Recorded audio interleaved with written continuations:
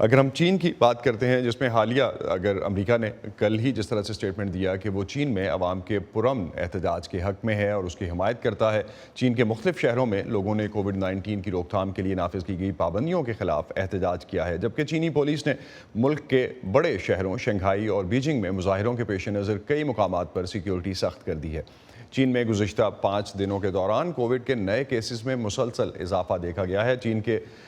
National health commission نے کل Covid کے 40,000 سے زائد نئے کیسز کی تصدیق کی ہے، جو کہ کرونا وائرس کی عالمی وبا کے آغاز سے لے کر اب تک کسی بھی ایک دن میں چین میں رپورٹ ہونے والے سب سے زیادہ کیسز ہیں۔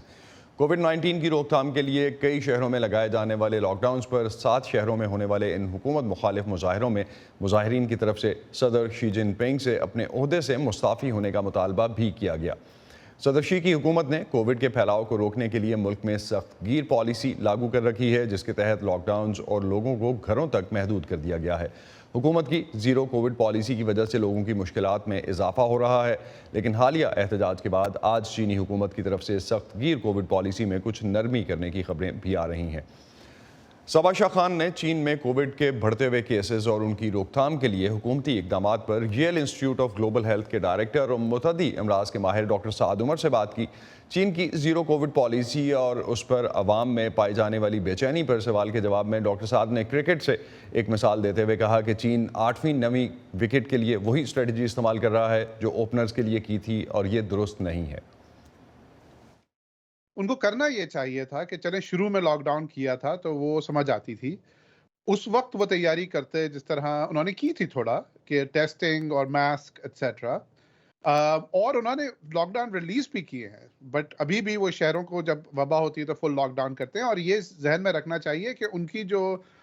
شرح اموات ہے وہ پوری دنیا سے کافی کم ہے، تو ایسا نہیں ہے کہ ان اقدامات کا کوئی فائدہ نہیں ہوا، لیکن ہوا یہ ہے کہ انہوں نے جو کڑوی دوائی ہے وہ مسلسل دیے جا رہے ہیں، تو تھوڑا سا متوازن ہونا ضروری ہوتا ہے۔ یہ بھی کہا جا رہا ہے کہ وہاں پہ جو لوگ ہیں ان کی وہ جو ہرڈ امیونٹی ہے وہ نہیں بن سکی ہے، ایکسپوجر نہیں ہوا ہے ان کا، اور دوسری بات یہ کہ جو ویکسینز ہیں ان کی اس سے ان کی مدافعت نہیں ہے اتنی۔ 30% ایفیکیسی جب شروع میں ویکسین آئی ہے اس کی، کیا وہ نئی جو ویریئنٹس کے حساب سے ویکسینز ہیں وہ متعارف کراتے رہے ہیں؟ کیا حکومت کے پاس اس وقت جو کہا جا رہا ہے کہ کوئی پالیسی نہیں ہے، تو کیا اس کی یہ وجہ ہے؟ جو پینڈیمک ہوتی ہے اس کا جو آخر جو مستقل حل ہوتا ہے 2 طریقے سے ہوتا ہے، یا تو اتنے لوگوں کو انفیکشن ہو جائے کہ ان میں جو ہے مدافعت امیونٹی اتنی آ جائے کہ وہ تھوڑا سا اس کا جو امپیکٹ ہے، جو اس وبا کا اثر ہے وہ کم ہوتا جائے آبادی کی سطح پر۔ اس کا طریقہ یہ ہوتا ہے کہ اس سے پھر لوگ مرتے ہیں، اس کے بعد پاپولیشن میں، اس کے بعد آبادی میں مدافعت پیدا ہوتی ہے، تو جس طرح امریکہ میں 1 ملین سے زیادہ لوگ مر گئے۔ جو دوسرا جو ہے ویکسین والا ہے وہ زیادہ بہتر طریقہ ہے۔ چائنا کی جو پالیسی تھی، دیکھیں شروع میں جو ان کے پاس ویکسین آئی وہ سو کالڈ انیکٹیویٹڈ ویکسین آئی، جو ٹیکنالوجی بالکل درست ہے، وہ جلدی ڈیولپ ہو گئی، اس وقت بالکل درست تھا جو ان کے پاس جو ویکسین اویلیبل تھی۔ سن 21 میں ان کے پاس اپلیکیشن پڑی ہوئی تھی ایم آر این اے ویکسین کو اپروو کرنے کی، تو تھوڑا سا ان کی قوم پرستی سے کہیں، تھوڑا سا جو ان کی انا ہے وہ ان کی آڑے آئی اس بات میں، تو انہوں نے اس ٹیکنالوجی کو اپروو نہیں کیا۔ تو ایک تو پہلی بات یہ کہ انہوں نے اس ویکسین کو سائیڈ لائن کیا۔ دوسری بات یہ ہے کہ ان کے جو خاص طور پہ بوڑھے حضرات اور خواتین ہیں، ان میں جو ویکسین، ان کی اپنی بھی ویکسین ہے، اس کی شرح اتنی زیادہ نہیں تھی۔ تیسری چیز یہ ہے ان لاک ڈاؤن کی وجہ سے انہوں نے جو سٹڈیز کرنی چاہیے تھیں، جو یہ بتاتی ہیں کہ آپ کی جو اپنی ویکسین ہے وہ کتنا کام کری اپنی پاپولیشن میں، وہ اتنی نہیں کی، تو وہ it's like flying blind for a while now. اب وہ کچھ سٹڈیز امریکہ چائنا سے باہر سے آئی ہیں، تو وہ یہ کہتی ہیں کہ بھائی